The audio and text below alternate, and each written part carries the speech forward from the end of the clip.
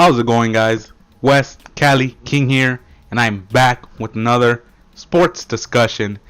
And today we're going to be discussing the Cowboys, okay? So, yesterday it was between the 49ers and the Cowboys, and yesterday I decided to go with the 49ers. But today I'm going to go with the Cowboys. So, I do like the 49ers better than the Cowboys.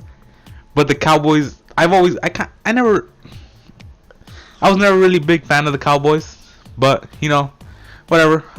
We're going to be talking about the Cowboys today. So, just like the Steelers, I feel like the Cowboys are a team that have a lot of positives.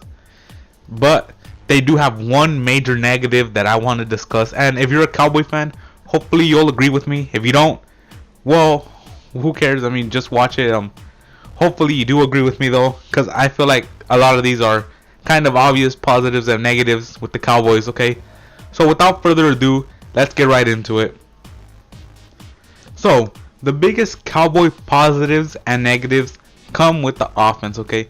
So, the biggest positives on their offense are obviously their quarterback, their wide receiver, and their offensive line, okay? So, you all know the quarterback and the wide receiver. So, Tony Romo and Dez Bryant, okay? So, Dez Bryant, I feel like he's going to be a very good wide receiver coming into next season. So, last season he had 1,320 yards, 15 yards per catch, and 60 touchdowns, okay? So this was the most touchdowns he's had in his career. I'm not sure about the catching. I'm not sure about the yards, but I'm pretty sure those yards. No. Yeah, I'm pretty sure those yards are the most he's had in his career. But definitely those touchdowns, 16 touchdowns, and he had no fumbles, okay? So Dez Bryant is he's a really consistent wide receiver. So I do think Dez Bryant is an extremely positive for the Cowboys. He's going to be very good next season, okay? So let's move on to Tony Romo. So Tony Romo had a 69.9% accuracy, okay? So every time he passed the ball, the chances of him completing it were 69%, okay? This is the most accurate he's been in his career. And he had 3,700 passing yards, which isn't the most he's had in his career. But you got to remember, last year the Cowboys were mainly a run-first team. They did do a lot of passing, but DeMarco Murray, he really stole the show, and they fed him more than in previous years. Okay, and he also had 9 interceptions, which is really low. Okay, so he is really getting down in the interception number, and his rating was 113. Okay, he had 113.2 quarterback rating, which is the most he's had. Okay, so Tony Romo is definitely improving. Okay, he is becoming more accurate, delivering more touchdown passes, and he's an overall better quarterback. And imagine the duo between Tony Romo and Dez Bryant, okay? Tony Romo being more consistent and Dez Bryant as well. So that is a very big positive for the Cowboys. So let's move on to what I think is perhaps the biggest positive for the Cowboys going into the 2014-2015 NFL season, okay? So I would say their biggest positive is the offensive line, okay? Their offensive line is so good. You guys all know about this, okay? And their offensive line is really young too, okay? I'm going to name 4 very young offensive line members, okay?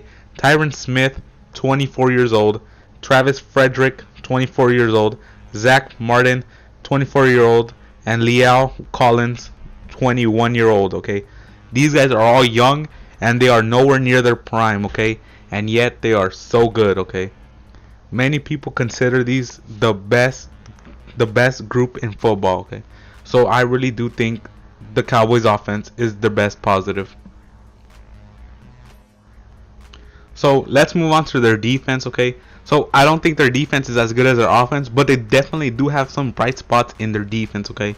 I'm just going to name 3 players real quick. So the best defensive players I believe they have is Rolando McClain, Sean Lee, and Barry Church, okay? So Sean Lee is coming back after a year missing football.